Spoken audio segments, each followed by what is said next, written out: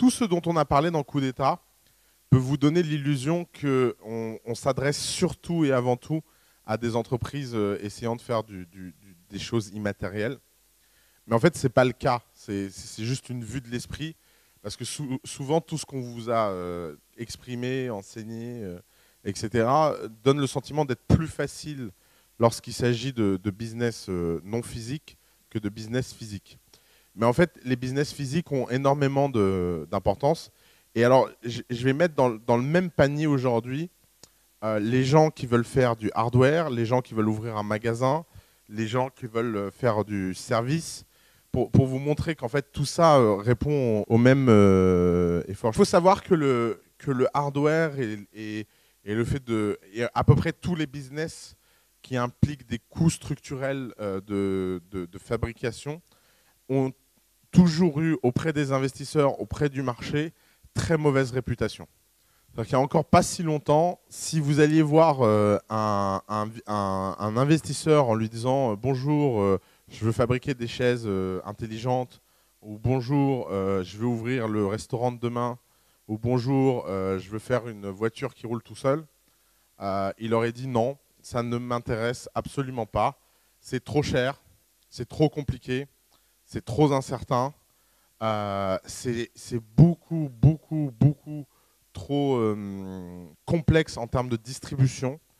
Et tout ça fait que le hardware était balancé par la fenêtre. Et donc, vous auriez eu plein de problèmes à essayer de trouver le moindre soutien. Alors, c'était pas simplement en plus un problème en termes de soutien investisseur, c'était beaucoup plus général, puisque si vous regardez l'histoire de l'entreprise, et que vous prenez la période 90-2008, 99% des entreprises qui ont atteint une échelle et qui comptent étaient des entreprises qui faisaient du logiciel et de l'immatériel au sens large. Les business de service, les business de hardware, les business qui avaient quelque chose et une part physique, besoin de beaucoup d'employés, datent tous, quand ils sont grands, d'avant 90.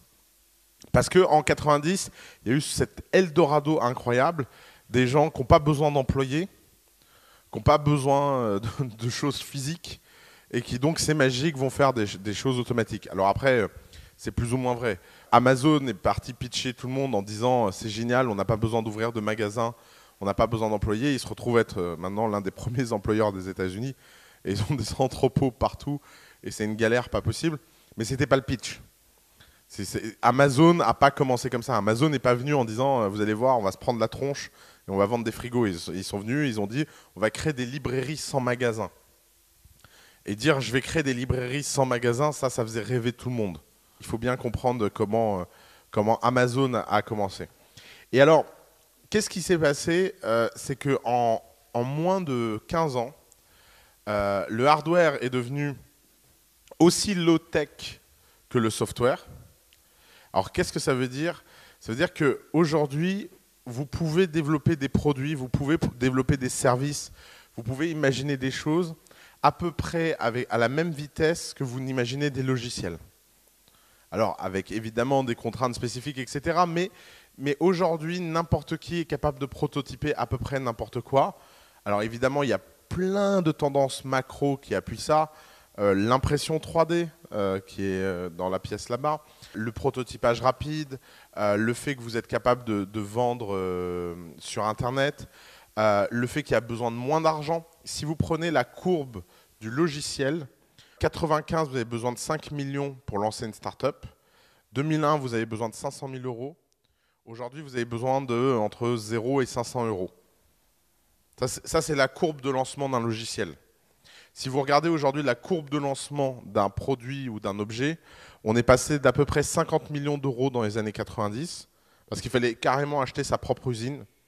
Vous imaginez qu'en 90, quand on voulait faire quelque chose dans ce milieu-là, il fallait, comme première étape, acheter une usine. Vous n'avez pas commencé, vous avez à peu près une idée de ce que vous voulez faire, et vous devez aller expliquer à quelqu'un qui va payer une usine. Et qu'il n'y a pas de problème, c'est pas grave, tout va bien se passer. Donc vous comprenez pourquoi à l'époque, les gens qui faisaient le concours Lépine, ils gagnaient une médaille au concours Lépine, et puis après, il n'y avait rien. Et c'était vraiment un drame en fait. Donc ça, c'est vraiment ce qu'on appelle le lean manufacturing, le fait qu'aujourd'hui, des gens sont prêts à faire des pré-séries et à prendre le risque. Ça a changé beaucoup de choses et ça simplifie énormément la distribution. Ce qui fait que, à nouveau, le hardware est le nouveau sexy. Et d'ailleurs, c'est aussi valable, par exemple, si vous voulez ouvrir un restaurant, si vous voulez ouvrir un concept store, si vous voulez ouvrir une chaîne de je ne sais pas quoi, mettez ce que vous voulez derrière. Aujourd'hui, ça n'a jamais été aussi facile de révolutionner ces business-là. Imaginez que vous vouliez lancer une société de femmes de ménage. Prenez le truc le plus low-tech et qui a la plus mauvaise image. Vous voulez faire une société de femmes de ménage il y a 10 ans, c'est une galère administrative et logistique insupportable et invraisemblable. Et c'est des coûts à perdre votre santé. Aujourd'hui, Homejoy fait travailler à peu près 1 million de femmes de ménage aux États-Unis avec une équipe de 12 personnes. Et on ne parle pas de software, on parle vraiment de gens qui viennent faire le ménage chez vous, ils sont réels, il n'y a pas de robots. Ils ont virtuellement 1 million de salariés. Vous imaginez? C'est une boîte qui a 24 mois. Aujourd'hui, des gens dans le service sont capables d'atteindre des échelles pareilles. Par exemple, Momentum Machine, qui fait des burgers automatiques, a le projet d'ouvrir des centaines de restaurants dans le monde en moins de 5 ans. Des centaines de restaurants. Et ça, c'est leur pitch. Et donc, d'un seul coup, en fait, le hardware est devenu le nouveau sexy. Alors, qu'est-ce qui se passe? D'abord, il y a eu un truc qui a changé la donne, plus que les gens ne l'imaginent, c'est cet objet-là, l'iPhone.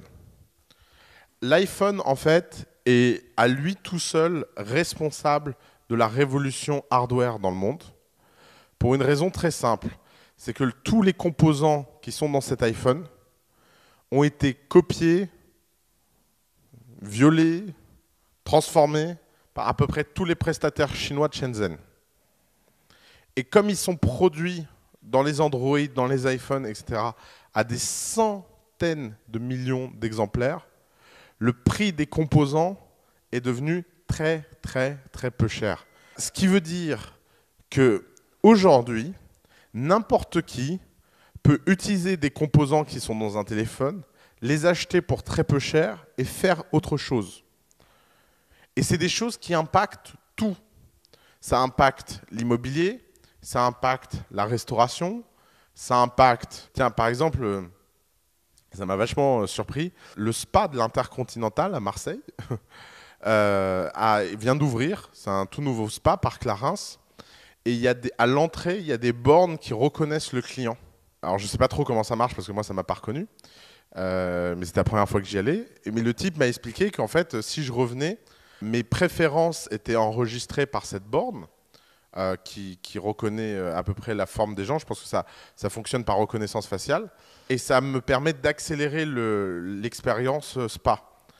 Ça supprime quand même 2 personnes à l'entrée qui peuvent faire autre chose. Et ça, fois 500 spas dans le monde, ça peut avoir un impact énorme. Alors, c'est assez high-end comme truc, parce qu'il faut imaginer que les gens vont dans plusieurs spas intercontinentaux dans le monde et que donc leurs préférences sont enregistrées, quel que soit l'intercontinental dans lequel ils descendent. Mais c'est typiquement le genre de choses qui a un impact énorme sur les business physiques. Mais ça, une telle techno, il y a 10 ans, c'était de la science-fiction. Aujourd'hui, c'est installé à l'entrée d'un spa qui, à mon avis, n'y comprend rien. C'est-à-dire que je pense que les types qui ont installé ça ne savent même pas comment ça fonctionne. C'est juste une commodité. Ils l'ont acheté, ça marche. C'est comme la plupart des gens qui ont un ordinateur ne savent pas comment leur ordinateur fonctionne. Et ils n'ont pas besoin de le savoir.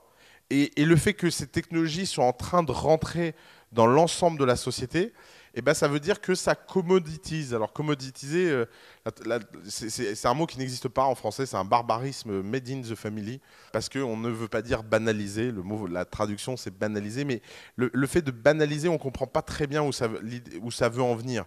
L'idée de commodité, c'est vraiment quelque chose qui est disponible en masse, pour pas cher, et qui n'est donc plus une différence. Et je pense que la technologie est de moins en moins une différence. Si vous vous projetez un minimum à 10 ans, Dans 10 ans, tout le monde installera dans à peu près tous les services des technologies d'exception. Et ça paraîtra absurde aux gens comme il y a 10 ans, enfin peut-être pas il y a 10 ans, mais comme il y a 20 ans, il n'y avait que les hommes d'affaires richissimes qui avaient des téléphones portables. Aujourd'hui, le moindre adolescent a un téléphone portable. C'est plus... Avant, quand vous étiez homme d'affaires, c'était un avantage comparatif d'avoir le téléphone dans votre voiture. Vous pouviez faire des affaires en roulant, c'était le truc. Il y avait, les gens, quand les téléphones portables sont sortis, ne comprenaient pas à quoi ça servait. Ils disaient, mais pourquoi faire? J'ai pas besoin. Puis aujourd'hui, c'est la question inverse qu'on se pose. Comment les gens se donnaient rendez-vous sans téléphone portable? C'est un truc qui m'interroge beaucoup, en fait. Comment ils faisaient les gens avant? Et c'est ça, en fait, c'est ça le sujet. Alors, la deuxième chose, c'est que et je pense que le phénomène d'Internet des objets est un phénomène intéressant de ce point de vue-là. C'est que quand on parle d'Internet of Things, en fait, on essaie de faire passer une idée qui est qu'avant, les ordinateurs étaient connectés et pouvaient discuter entre eux, mais que maintenant, les objets sont connectés et peuvent discuter entre eux. Et la communication machine to machine, elle est en train de tout changer, parce que des choses qui avant étaient impossibles deviennent possibles, parce qu'il n'y a plus besoin d'intervention humaine pour que des machines se synchronisent et interagissent entre elles. Et ça, on n'est qu'aux prémices de ce qui est en train de se passer. Par exemple, on a une startup as a family qui fait du Bitcoin. C'est des technologies Bluetooth low energy, donc qui essayent de ne pas défoncer la batterie de votre téléphone, et qui font que quand vous rentrez dans un endroit, vous êtes reconnu, on sait qui vous êtes, etc. Mais surtout, votre téléphone va parler avec ces devices et va échanger de l'information sans que le magasin ou sans que vous n'ayez besoin d'interagir. Et ça, c'est vraiment le tout début d'une longue traîne sur tout ce qui va se passer en termes de connexion.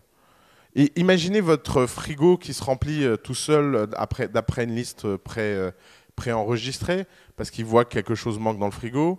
Imaginez, je ne sais pas moi, votre téléphone qui indique qu'il y a un problème avec votre santé, votre voiture qui indique que vous avez eu un accident, etc. etc. C'est vraiment infini. Autant la communication homme à homme, passant par les machines, avait déjà amplifié ce qui était possible, autant le jour où les machines vont pouvoir communiquer entre elles sans que personne d'autre n'interagisse, ça va changer grandement les choses. Et alors, ce qui est incroyable dans la révolution, on va dire, contemporaine de l'hardware et des objets, etc., c'est l'avènement des nouveaux modes de financement. Et ça, c'est vraiment la dernière chose, c'est que retenez que le paradigme industriel, il a changé. Il a réellement changé. Le paradigme industriel du 19e siècle, c'est j'ai une idée, je fabrique, donc je finance. Une fois que j'ai suffisamment fabriqué, je distribue, et tout l'enjeu est de distribuer suffisamment massivement et suffisamment propriétairement pour donner l'illusion aux gens qu'ils n'ont pas d'autre choix que d'acheter, et je vends. Et donc c'est un modèle capitalistique à très très fort risque. Maintenant le modèle, c'est j'ai une idée, je vends, et seulement si ça vend, je cours après le financement et la distribution. Et ça change tout. Vous voulez ouvrir la clinique de demain? On réfléchit beaucoup au sujet de la clinique de demain. Vous voulez ouvrir la clinique de demain? N'ouvrez pas de clinique. Faites un film. C'est la meilleure façon de voir si les gens sont intéressés par une vision ou pas. Et ça, c'est Kickstarter, mais ce n'est pas seulement ça. Kickstarter, c'est juste la pointe immergée d'un iceberg. Kickstarter, c'est des gens qui ont compris ce paradigme et qui ont réussi à créer une communauté captive de 6 millions de personnes qui donnent de l'argent de façon récurrente. Ça, c'est Kickstarter. Mais le phénomène, il est beaucoup plus large que Kickstarter. C'est qu'aujourd'hui, les gens sont prêts à acheter des visions. Par exemple, il y a une société à Singapour qui a 200 ans. Elle est spécialisée dans les vitres. Vous imaginez, le business quand même le plus... les mecs fabriquent des vitres. Tout type de vitres. Des glaces, des miroirs, des fenêtres, des tables, du verre poli, du verre machin. C'est une boîte familiale qui est dirigée par la 4e génération dans la famille. Et elle a une particularité, cette boîte, qui est assez unique, c'est qu'à chaque génération, vous êtes nommé CEO pour vos 30 ans. On n'attend pas que vous deveniez vieux pour vous nommer CEO. On vous nomme CEO jeune. Ça fait 4 générations que ça arrive. Donc évidemment, quand vous êtes nommé dans une famille pareille et que vous êtes nommé jeune, la première chose que vous voulez faire, c'est tout changer. Qu'est-ce qu'il a fait, le dernier héritier? Il a dit, moi, je vais faire un truc, je vais faire un film d'inspiration extraordinaire qui va expliquer le verre de demain. Et on va lever de l'argent en bourse là-dessus. Tout le monde a rigolé. C'est il y a 7 ans. À l'époque, il n'y avait pas Kickstarter, ça paraissait pas évident. Ce type a levé 500 millions de dollars en bourse, à la bourse de Hong Kong, sur un film. Sur un film. Ils ont investi 5 millions d'euros pour faire le film. C'est une vraie super production. Mais c'est 5 millions d'euros infiniment plus intelligemment dépensés qu'ils n'auraient jamais pu faire en termes de prototype. S'ils avaient dépensé 5 millions pour faire un prototype du verre de demain, ils auraient eu les Google Glass. C'est que les gens se diraient, mais c'est pas possible, quoi. Ça marche pas, ce truc, quoi. Mince. Google Glass. Et c'est ça le sujet. Le sujet, c'est qu'aujourd'hui, vous n'avez plus besoin de fabriquer pour convaincre les gens. Et ça, c'est un changement de mentalité, c'est un changement sociologique profond. Et d'ailleurs, toutes les excuses que vous pouvez vous raconter. On a eu le fondateur de Kickstarter ici, Charles Adler. Je lui ai demandé quelle était la chose qui l'avait le plus impressionné sur Kickstarter. Il a dit c'est l'une des toutes premières campagnes qu'on a eues. On a financé un restaurant à San Francisco sur Kickstarter. Et alors, vous savez comment ils ont financé un resto? Les types, ils ont dit, voilà, on va ouvrir un restaurant avec une carte extraordinaire et originale. On fait une campagne Kickstarter et on organise des dégustations des plats qu'on va faire dans le restaurant tous les mercredis pendant toute la campagne Kickstarter à telle adresse. C'est l'une des premières campagnes vraiment réussies sur Kickstarter. C'est ni un logiciel, ni un produit hardware technologique, c'est un restaurant. Et c'est ça, en fait, le changement profond de l'hardware. C'est que d'un seul coup, tout ce qui est dans le monde physique, et ce n'est pas simplement qu'une question d'objets. Les histoires d'objets connectés, etc., sont hyper intéressants. Mais à nouveau, ce n'est qu'une toute petite partie d'un phénomène beaucoup plus large. Le phénomène beaucoup plus large, c'est la révolution des modes de financement grâce à quelque chose d'unique au monde. C'est que des gens au fin fond de l'Iowa peuvent financer un restaurant à San Francisco parce que des gens sur des photos ont l'air de trouver ça bon. Et que, je sais pas, ils trouvent la tête du mec qui ouvre le resto sympa et qu'il a une bonne énergie et que la vidéo est cool. Vous avez vu, parlons d'un sujet. Qui a vu Potato Salad là? Il y a un type qui a fait une campagne blague sur Kickstarter, 10 $. Mon rêve dans la vie, c'est de faire une salade de pommes de terre. J'ose pas me lancer, mais si les gens me donnent 10 $ sur Kickstarter, je me lancerai et je ferai la salade de pommes de terre et je la partagerai avec le type qui me finance 10 $. Le type en est à 60. Hier, il en était à 70 000 $ collectés. Je ne sais pas combien il est aujourd'hui. Quelqu'un peut regarder combien, si ça a augmenté depuis hier. La presse entière est en train de se moquer de ce truc-là en disant c'est la folie de l'Internet, c'est n'importe quoi, les gens sont complètement idiots. En fait, c'est la presse qui n'a rien compris. Cette salade de pommes de terre représente le symbole de l'économie nouvelle. C'est que des gens sont prêts à donner de l'argent. Quand vous regardez le montant que les gens ont donné, c'est tout petit. Les gens sont prêts à donner en masse et de façon amplifiante de l'argent à quelqu'un parce qu'il est drôle. Parce que le texte de cette salade de pommes de terre, il est bien écrit. Parce que les vidéos que le mec font sont géniales. Et qu'en fait, c'est un sketch. Et ce que les gens sont en train de payer, c'est un sketch. Et les gens savent très bien que tout ceci n'est qu'une vaste blague. Mais tout ceci n'est qu'une vaste blague qu'ils ont envie de soutenir parce qu'elle représente en fait le phénomène. Et d'ailleurs, il y a un article dans Le Monde qui explique que quand même c'est limite éthiquement parce que le type va toucher de l'argent. Moi, j'ai le flux Facebook de tous mes amis aux États-Unis qui ont donné de l'argent et les mecs sont juste trop contents que ce type va toucher 70 000 $. Et il est là en fait le shift de mentalité. Le shift de mentalité, c'est qu'à un moment donné, les gens sont prêts à soutenir des choses parce qu'elles sont cool, parce qu'elles sont fun, parce qu'elles représentent quelque chose qui est en accord avec leur vision. Le mec ne va pas gagner des centaines de millions avec sa salade de pommes de terre, mais il va avoir une belle année devant lui et il va avoir un phénomène qui le dépasse et il va falloir en faire beaucoup de patates. En fait, il est dans la merde, le type. Franchement, ça m'a donné grandement espoir dans l'humanité, cette histoire de salade de pommes de terre. Et ça, en fait, ça change tout parce que aujourd'hui, vous avez des boîtes qui ont reçu énormément de financement. Nest, par exemple, les thermostats intelligents, 120 millions de $ de financement. Leap, l'interface gestuelle sur les ordinateurs, a reçu 45 millions. Oculus Rift a reçu 91 millions. Parlons 2 minutes de Oculus Rift, par exemple. Oculus Rift, c'est symptomatique de cette époque-là, parce que c'est des gens qui ont financé un produit et un projet, et ça a été racheté par Facebook, et le projet a été fermé et changé. Pourquoi il y a eu un tel scandale? Parce que aujourd'hui, ces gens-là pensent qu'ils sont beaucoup plus propriétaires des donations qu'ils font et des contributions qu'ils font et du projet qu'ils permettent que n'importe quelle société industrielle qui met de l'argent sur la table. Et en fait, il est là le fondement. Le fondement, c'est que Facebook a fait un acte très 19e siècle, racheter une boîte, face à des gens qui étaient dans le futur, on participe collectivement au financement et au projet d'un rêve qui est le casque virtuel. Et ça, je vous l'assure, hein, et c'est valable pour vous tous dans la salle. Aujourd'hui, la compétence numéro 1 d'un entrepreneur, c'est de savoir vendre un projet en ligne.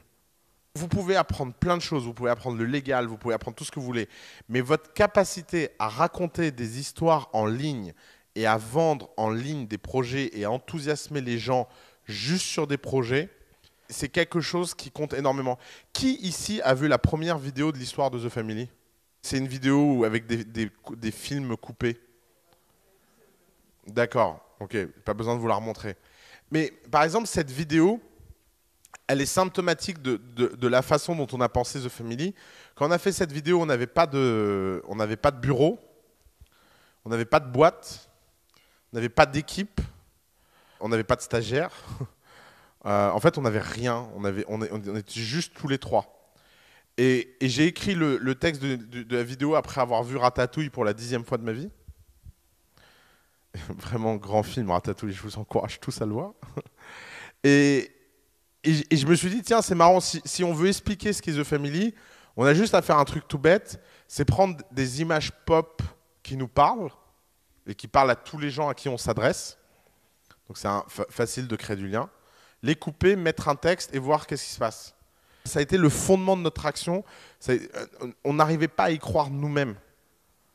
De toute façon, quand on disait aux gens, ouais, on a reçu 300 candidatures, les gens étaient morts de rire. Ils y croyaient pas, en fait. C'était inimaginable, en fait.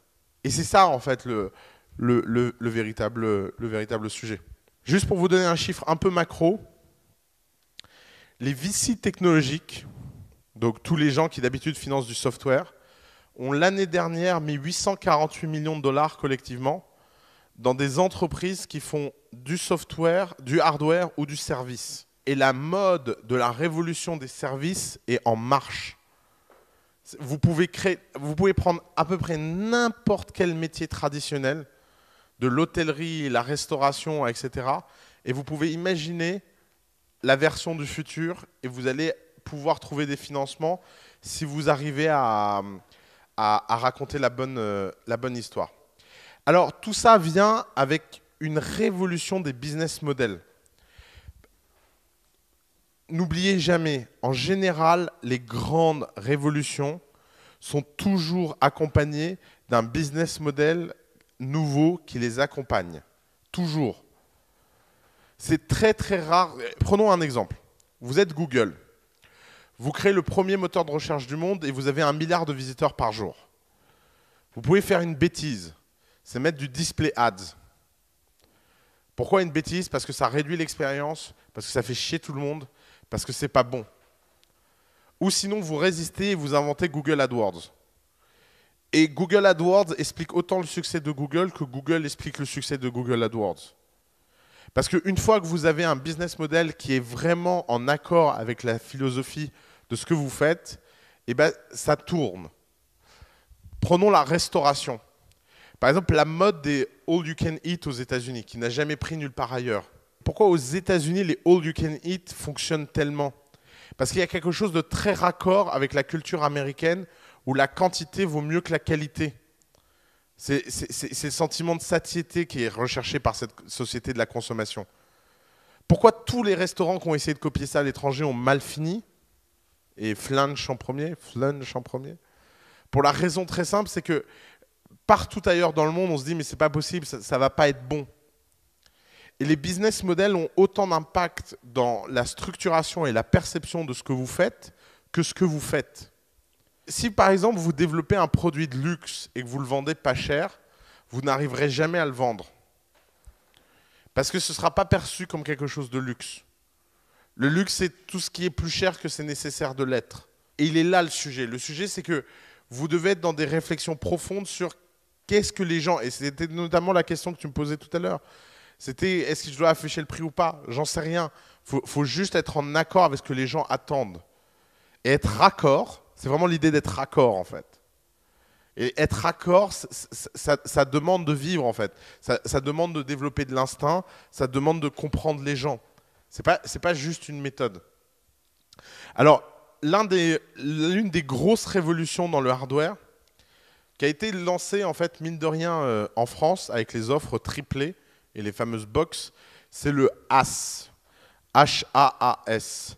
Le Hardware as a Service. Alors, l'idée est toute bête. C'est comme le Software as a Service. Au lieu d'acheter un objet et un produit cher, vous le louez pour un prix tous les mois. Quand Freebox vous envoie une box, vous payez un abonnement. Alors là, en plus, c'est un produit plus un service. Mais en général, le HAAS vient avec des services. Les grands avantages du Hardware as a Service, c'est que vous avez des revenus récurrents et vous avez une lifetime value qui est bien plus élevée en général que si vous vendiez d'un coup. Parce que les gens se désabonnent rarement, en fait. C'est le genre de truc qui s'accumule jusqu'à l'expiration de la carte bleue, même quand ils ne l'utilisent plus. Vous n'imaginez pas la résilience des cartes bleues. Le problème, c'est qu'il faut énormément, c'est comme dans un SaaS, il faut énormément de capital, il faut avoir énormément de fonds, parce que vous, le produit, vous le payez. Si vous le payez 200 € et que vous le louez 20 $ par mois, ça veut dire que pendant 10 mois, vous commencez là, et pendant 10 mois, vous rattrapez votre perte. Et c'est seulement au 10e mois que vous gagnez de l'argent. Ça veut dire que c'est des boîtes qui ont des revenus comme ça, qui tombent dans les abysses un peu plus tous les mois, jusqu'à un moment où en fait la croissance de ce qui a été vendu le volume de ce qui a été vendu est supérieur au volume de ce qui a été vendu est supérieur au volume de ce qui est vendu. Et donc la courbe s'inverse et vous finissez par devenir profitable. Mais il faut avoir le cœur solide, hein, parce que écrire du rouge à longueur de journée, psychologiquement, c'est jamais très facile en fait. Et puis il faut avoir des financiers encore plus solides que vous, parce que c'est eux qui vont payer le chèque.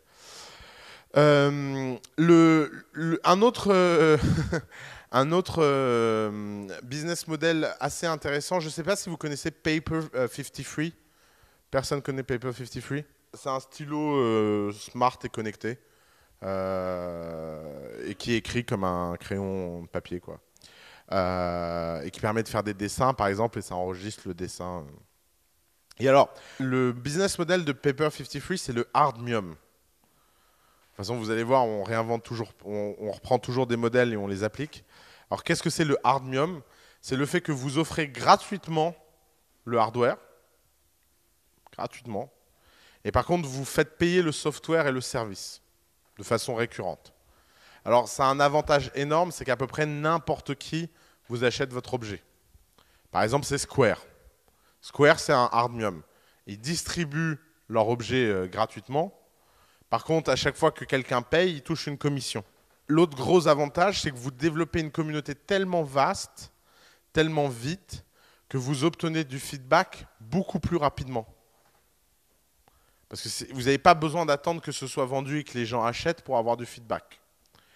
Alors, il y a un gros problème avec ces business models-là, c'est ce qu'on appelle le free rider effect.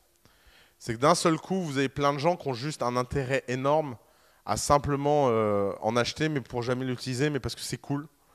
Et donc, vous avez toute la communauté des hyper early adopters qui vous commandent massivement des choses alors que ça ne les intéresse pas. Et ça peut avoir un coût délirant, en fait. Et notamment, Paper 53, ça a été surtout utilisé par des gens qui ne savent pas dessiner, mais qui trouvaient ça tellement cool d'avoir un stylo connecté.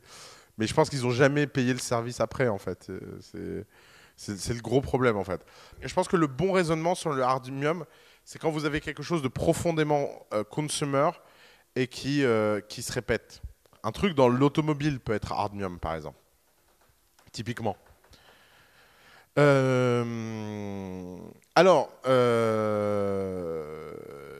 il y a un type de business model qui est en train de se développer, c'est le HAP, Hardware as a Platform.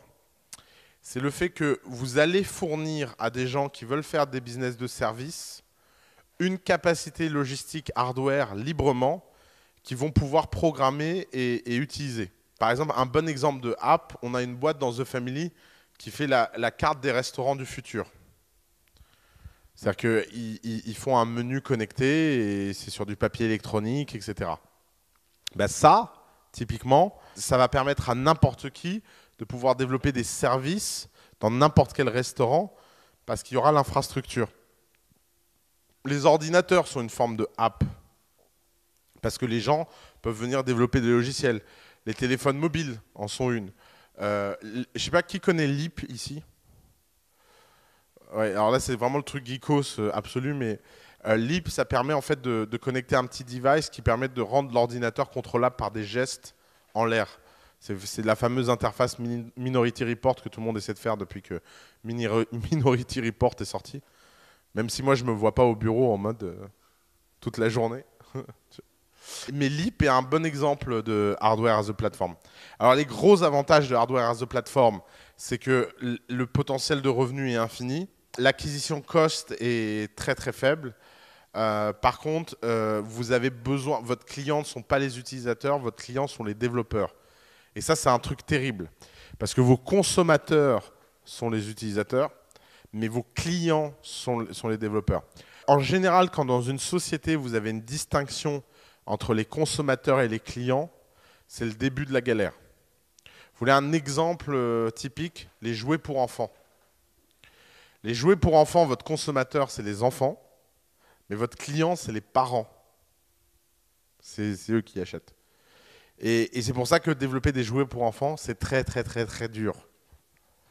Un autre exemple, si vous faites du logiciel d'entreprise, vos consommateurs sont les gens en entreprise, mais votre client, c'est le DSI.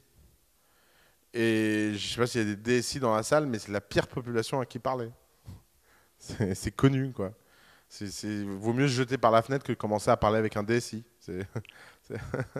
Ces distinctions font que ça peut être très très dur de développer quelque chose. Alors, un business model très intéressant en pleine émergence, qui est le hard data. Hard data, c'est quoi?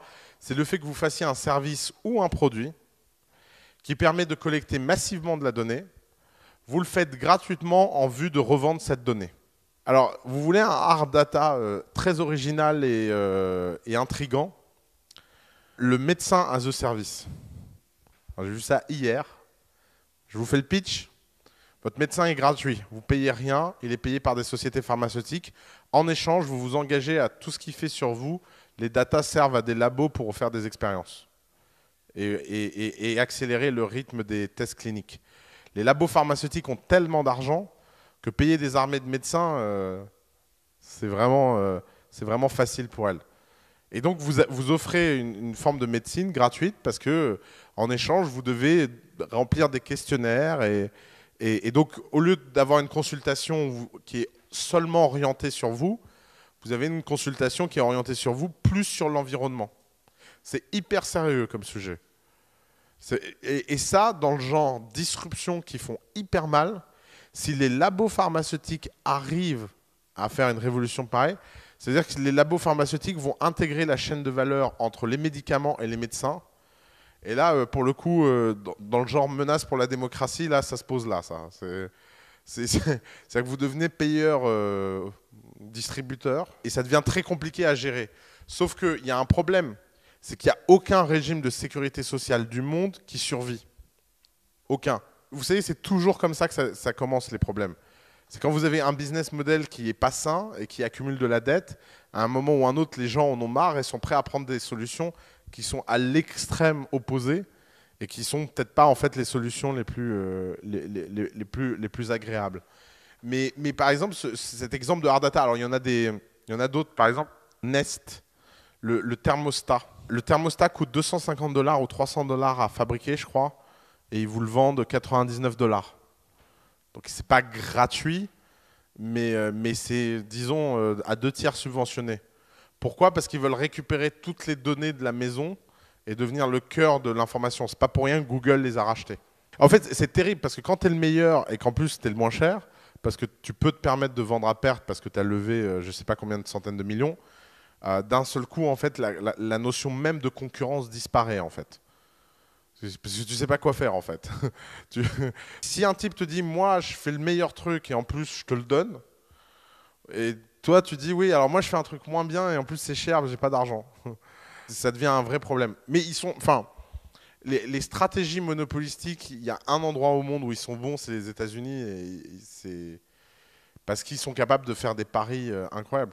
Imaginez le pitch. Vous arrivez chez quelqu'un et vous lui dites, voilà, il faudrait que je lève 170 millions de dollars pour faire une boîte en fait où je vais offrir des thermostats pratiquement gratuitement à tout le monde parce que on va capter plein de data et grâce à ça, dans 10 ans, on va pouvoir commencer à gagner de l'argent.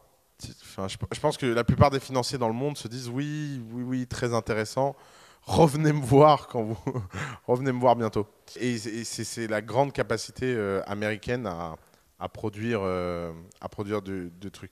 Un autre exemple de hard data assez intéressant, c'est tous les gens qui vous proposent en fait de vous fournir un service à un prix ridicule en échange de pouvoir capter de la donnée sur vous. Et c'est pas nouveau, c'est toutes ces histoires de sondage.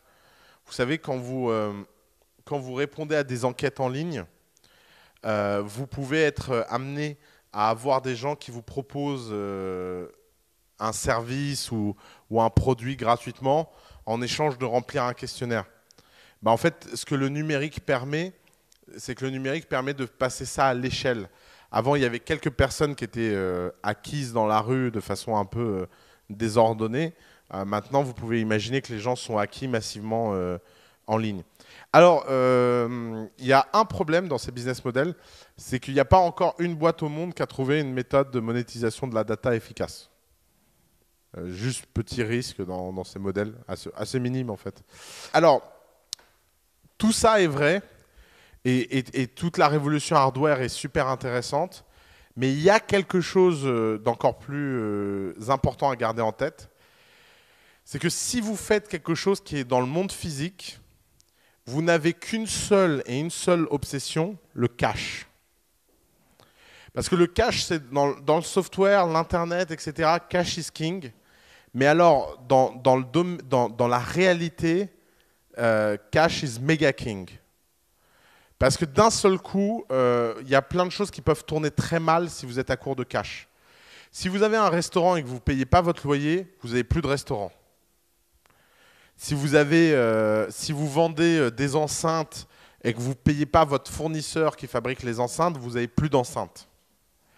Donc ça crée une structuration de boîte qui est un peu spécifique. C'est que c'est des structurations où le cash flow et la capacité à lever de l'argent pour financer les différents cash flows est incroyablement importante. C'est-à-dire que la tâche numéro 2 de quiconque veut faire quelque chose qui est ancré dans le monde physique, après avoir créé un produit d'exception, c'est vraiment les levées de fonds. Beaucoup plus que dans le software. Les levées de fonds dans le software, c'est assez facile, c'est assez normé. Vous levez entre 500 et 1,5 million au premier tour, entre 1,5 million et 5 millions au deuxième tour, entre 5 et 15 millions au troisième tour, et puis après, vous êtes indépendant, vous IPO. Si vous êtes Uber, lever de l'argent, c'est un truc que vous pensez le matin en vous levant, vous y pensez le soir en vous couchant. Et c'est la seule obsession. C'est comment mettre plus d'argent dans la machine, plus d'argent dans la machine. Si vous créez n'importe quel service physique, le fait de payer les gens, etc., est un vrai sujet en fait. Donc vous avez besoin d'énormément de cash. Le gros avantage, c'est que vous avez besoin de moins de cash qu'avant. Par exemple, aujourd'hui, une phase de prototyping, ça coûte entre 25 000 et 100 000 euros. Mais il faut quand même les trouver, ces 25 000, 100 000 euros. Donc, si vous voulez faire quoi que ce soit de ce type-là, il y a une étape qui n'est plus nécessaire dans le software, mais qui reste nécessaire dans ce genre de business-là, c'est le love money. L'industrialisation, ça coûte entre 100 et 1 million. Et ensuite, l'expansion, ça coûte d'1 million à l'infini et au-delà. Et en fait, à chacune de ces étapes, vous avez un problème énorme, c'est que vous devez démontrer de l'attraction. Ce qui veut dire que beaucoup plus rapidement que jamais, vous avez besoin de transformer votre produit ou votre service en un phénomène massif que les gens ont envie d'acquérir et en un phénomène que les gens ont envie de soutenir. Et c'est pour ça que les pré-orders, c'est pour ça que Kickstarter, c'est pour ça que tous ces sujets-là sont hyper, hyper importants. Et vous n'imaginez pas comme c'est dur de motiver les gens à acheter quelque chose. Et en plus, c'est terrible. Hein. Vous faites une campagne, vous n'atteignez pas votre objectif, personne ne vous soutiendra. Et si vous mettez un objectif trop faible et que vous l'atteignez quand même, bah personne ne vous soutiendra quand même. Donc, ne jouez pas au jeu de fixer un objectif tellement bas que quoi qu'il arrive, vous allez l'atteindre. Vous devez en plus faire en sorte que cette campagne de pré-order, etc., en fait, participe à la création de votre crédibilité. C'est le sujet le plus dur parce que forcément, ça veut dire qu'à peine un produit sur 100 existera et que le niveau de risque est à ce moment-là infini parce que vous allez travailler très dur et très longtemps pour réussir à faire quelque chose qui a très très peu de chances de se vendre. Et là, de ce point de vue-là, le hardware est très très peu lean ou très très peu itératif. Parce que vous pouvez itérer dans le virtuel, mais à un moment donné, vous êtes obligé d'essayer d'organiser de la campagne, vous êtes obligé d'organiser de l'awareness, vous êtes obligé d'organiser tout ce qui ressemble à la façon ancienne de lancer des choses, des relations publiques, etc. Ce qui veut dire que lancer quelque chose dans le monde physique prend beaucoup plus de ressources et est beaucoup plus compliqué que lancer un logiciel sur lequel vous pouvez réellement itérer de semaine en semaine. Et d'ailleurs, il y a cette phrase de Mark Andreessen que j'aime beaucoup. Never forget that in hardware, the first word is hard. Et c'est vrai, en fait. En fait, c'est une structure à l'envers. C'est beaucoup plus dur à lancer que les autres boîtes, mais c'est beaucoup plus facile à gérer que les autres boîtes. À l'inverse, le software, c'est beaucoup plus facile à lancer que les autres boîtes. Par contre, c'est beaucoup, beaucoup plus dur à maintenir dans le long terme. Et vous ne savez jamais à quel point tout peut basculer d'un moment à l'autre dans le software. Dans le hardware, c'est plus rare. Vous avez des cycles plus longs, vous avez des cycles plus prédictifs. Donc, elle est là la tension. La tension, c'est de réussir à passer cette première étape de façon efficace. Et c'est vraiment pas facile. Alors, la deuxième chose, c'est que le hardware a un sujet, c'est le niveau des marges. Le niveau des marges est important parce que très souvent, les entrepreneurs font une bêtise assez fondamentale, c'est qu'ils essaient de gagner leur vie sur les premiers produits et ils essaient de vendre leurs produits à un niveau où ils espèrent faire la même marge qu'ils la font à la fin. Alors, je m'explique. Si votre produit coûte 150 € à fabriquer, quand vous fabriquez 10 000 exemplaires, ça veut dire qu'il coûtera 15 € à fabriquer quand vous en fabriquerez plusieurs millions.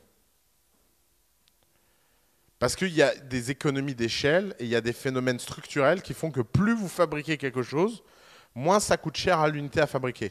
Le premier iPhone a dû coûter des millions d'euros à fabriquer. Aujourd'hui, un iPhone coûte à peine 31 $ à fabriquer. 31 $, hein, l'iPhone, dernier rapport. Vous l'avez payé 1000 €. Hein, c'est un délire. Résultat, le gros problème, c'est que les entrepreneurs ont tendance à établir leur politique de prix en se disant que la marge minimum dans le hardware, c'est 60-70%. Et donc, quand ils fabriquent les premiers exemplaires, ils font un prix plus élevé. Alors ça, c'est une stratégie à double tranchant. C'est une stratégie à double tranchant parce qu'elle est très dangereuse. Parce que ce qui peut se faire, c'est que les gens n'achètent pas quelque chose parce qu'il est trop cher, parce que vous avez voulu avoir une marge en proportion. En général, dans le hardware, plus on avance, mieux on gagne sa vie. Donc ça suppose qu'au début, on la gagne très mal. Et vous ne pouvez pas faire beaucoup de marge au début. Vous devez vous comporter comme si ça coûtait dès le premier jour le prix final de fabrication. Ça, mentalement, c'est quelque chose de difficile parce que vous devez être concentré sur le présent et non pas sur le futur. Parce qu'au présent, les gens n'ont pas envie de payer un premium sous prétexte que c'est fabriqué un peu d'exemplaires. Alors, il y a une astuce de contournement de ça, qui est ce qu'on appelle les stratégies de high-end access to market. C'est par exemple Tesla. Tesla a vu qu'il était impossible de fabriquer une batterie pour pas cher et que les marges allaient être dégueulasses. Qu'est-ce qu'ils ont fait? Ils ont commencé par développer une Ferrari. Puisque en commençant par une Ferrari, vous pouvez faire suffisamment de marge pour payer le surplus de coûts que représente la batterie. Mais ils n'ont pas lancé une berline ou une Twingo chère. Vous voyez la différence? Ils ont lancé une Ferrari avec des caractéristiques de Ferrari, avec un look de Ferrari et des couleurs de Ferrari. Et ils ont dit, nous on fait des voitures d'exception électriques. Mais sauf que la batterie qu'ils ont fabriquée à ce moment-là est une batterie qu'ils ont pu réutiliser dans plein d'autres choses. Et qui continuent à réutiliser. Mais sauf qu'ils ont préservé leur niveau de marge et que leur niveau de marge est constant, c'est juste que leur coût s'écroule et que donc leur prix s'écroule et que donc ils peuvent faire des véhicules moins haut de gamme. Mais vous avez vu, c'est une segmentation marché. La pire bêtise qu'ils auraient pu faire, c'est de dire on va développer une Twingo, mais comme c'est la première qu'on fait, elle coûte cher et elle va coûter très très cher. Or, le problème, c'est que ça, c'était valable quand vous lanciez la première télé. Pourquoi la première télé était chère? Parce qu'elle représentait quelque chose qui était quelque chose de fondamentalement nouveau. Changement de paradigme. Donc même si c'est de mauvaise qualité, ça peut être cher. Parce que dans le marché, ce n'est pas de mauvaise qualité, c'est la qualité optimale, c'est la première. Si à l'inverse, vous voulez réinventer un objet qui existe déjà, si vous faites des enceintes par exemple, vous avez un problème, c'est que vous devez faire si vous les faites chères, vous devez faire des enceintes d'extrêmement bonne qualité. Elles ne doivent pas simplement être connectées. C'est les fameux Jawbone, par exemple. Les Jawbone Box, elles coûtent cher, mais elles ont une bonne qualité. Et en plus, elles sont connectées. Et vous devez voir ces histoires de connecter, smart, etc., exactement comme on voit l'électricité. Vous savez, dans la plupart des boîtes, il y a des directeurs au numérique. Pourtant, il n'y a aucun directeur à l'électricité. Vous imaginez dans une boîte un type qui vous dit « Bonjour, je suis le responsable de l'impact de l'électricité sur notre business. » Et pourtant, l'électricité, ça a un impact à l'ensemble des échelles. S'il n'y a pas d'électricité, il n'y a rien. C'est un élément vital, l'électricité. Et le numérique, c'est la même chose. Vous ne pouvez pas vous dire que je vais faire une... Ah, c'est génial, je vais faire une brosse à dents smart. Les gens s'en fichent que la brosse à dents soit smart. C'est une commodité qu'elle soit smart. Elle doit être smart pour de bonnes raisons. Parce que c'est une meilleure expérience de brossage, parce que c'est je ne sais pas quoi. Et donc, vous voyez tout l'enjeu en fait qu'il y a dans ces histoires de services de nouveaux genres ou de hardware de nouveaux genres, c'est qu'à aucun moment l'histoire que vous pouvez raconter peut simplement se contenter de dire « Ah, moi je fais les choses en utilisant de la techno, donc je les fais de façon smart, donc je les fais de façon nouvelle ». Le sujet est ailleurs. Le sujet, c'est que vous devez réussir à expliquer aux gens pourquoi vous faites quelque chose de mieux. Donc, les histoires de marge ont aussi un impact sur la distribution. Et ça, c'est un autre sujet des nouveaux business. C'est que la pire chose que vous puissiez faire, c'est d'essayer d'être distribué dans plusieurs endroits à la fois. Vous devez choisir entre la distribution en ligne et la distribution retail. Mais la distribution retail est une distribution à très très très faible marge. Si vous allez voir Monoprix ou Carrefour, Il y a quelque chose qu'ils savent faire depuis des années, c'est flinguer vos marges. C'est une expertise qu'ils ont. Ils passent leur journée à faire ça. Donc si vous lancez quelque chose de nouveau, vous devez trouver un moyen de distribution qui ne va pas agresser vos marges au début pour pouvoir vous donner le temps et l'oxygène nécessaire à itérer et à fabriquer des choses en attendant d'être apte à aller vers la masse. Et ça, évidemment, encore une fois, c'est l'Internet. Tout lancement d'un produit ou d'un service s'accompagne avec une capacité à vendre en ligne.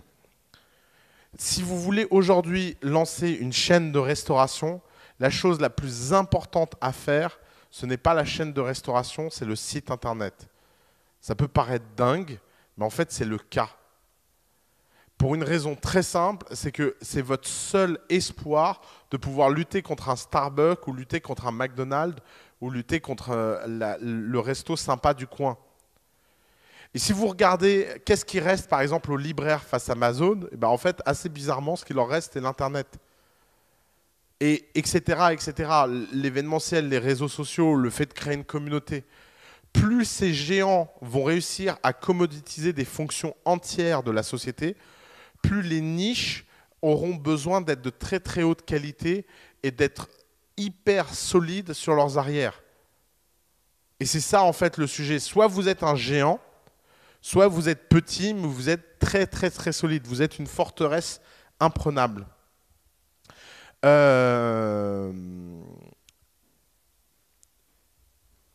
Les histoires de...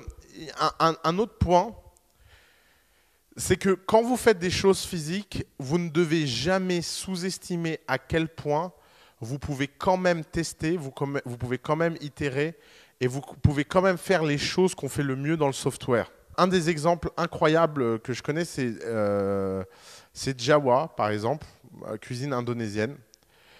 Quelque chose qui m'a impressionné dans la construction de Jawa, c'est que ce n'est pas quelqu'un qui s'est mis derrière un écran et s'est dit « je vais ouvrir un restaurant de cuisine indonésienne ». Tous les soirs, elle a fait un service de traiteur pendant plus d'1 an, à livrer des gens et à fabriquer des plats sur mesure indonésiens. Qu'est-ce que ça a fait? Ça a fait que pendant 1 an, elle a acquis de l'information et de l'argent au passage sur qu'est-ce que les gens aiment, qu'est-ce que les gens n'aiment pas. Vous voyez la différence entre ouvrir un restaurant de façon itérative et ouvrir un restaurant en faisant un business plan. Quelle est la première chose que les gens vous disent quand vous ouvrez un restaurant? C'est va voir un banquier, fais un business plan, présente-lui ton dossier, réfléchis dans ta caverne et ressors quand tu seras prêt, jeune padawan. Et c'est complètement ahuri parce qu'un restaurant, ce qui compte, c'est ce que les gens mangent. Et ce que les gens mangent, vous pouvez le faire dans votre cuisine en invitant les gens chez vous et en les faisant payer. Et avant, être un traiteur, c'était un sujet en soi. Aujourd'hui, vous avez Allo Resto. Vous pouvez vous inscrire sur Allo Resto et recevoir des commandes tous les jours alors que vous n'avez pas vraiment de restaurant. Il vous suffit juste d'une cuisine. Et ça, en fait, ça change tout et ça change tout à tous les niveaux. Avant, quand vous ouvriez un restaurant, vous ne pouviez pas commencer par être un traiteur parce qu'être un traiteur, c'était un problème de distribution en soi. Maintenant, être un traiteur, c'est une commodité. Et donc, la seule chose que vous avez à faire, c'est de vous concentrer sur le développement d'une carte et de cuisine. Et ça, c'est vrai pour plein d'autres sujets et plein d'autres choses. Si vous voulez lancer un service de femme de ménage, tiens, c'est un excellent exemple. Vous voulez lire des articles intéressants, allez lire l'histoire de Homejoy. H-O-M-E-J-O-Y. Allez tous lire les articles qui ont été écrits sur Homejoy. Homejoy, c'est l'histoire d'une nana qui est partie faire le ménage chez les gens pour comprendre qu'est-ce qui faisait la valeur du ménage et faire la plus grande société de femmes de ménage du monde. Et elle est en train de devenir un géant. Elle s'est lancée dans 180 villes aux États-Unis en moins de 24 mois. C'est délirant. La dernière fois que j'ai regardé les chiffres, elle a été lancée dans 30 villes.